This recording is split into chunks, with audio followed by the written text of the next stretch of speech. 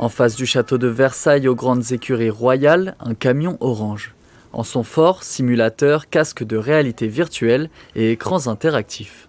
On est venu en bus et maintenant on va découvrir les métiers, etc.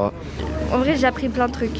C'est intéressant. C'est pour faire vivre l'expérience. Donc dans les casques 3D, on va avoir par exemple des métiers comme élagueur pour vraiment faire vivre le métier de l'intérieur et une expérience immersive. Et on a aussi un test pour faire de la conduite d'engins agricoles.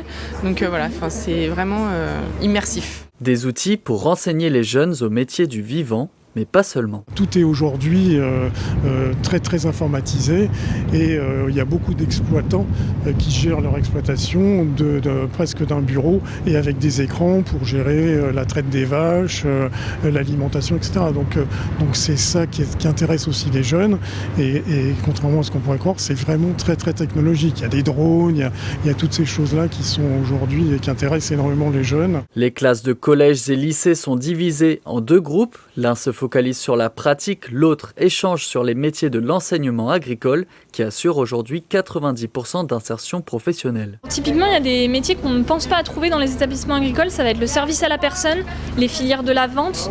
Ça, c'est des métiers qui sont alors connus par ailleurs, mais qu'on ne pense pas trouver là.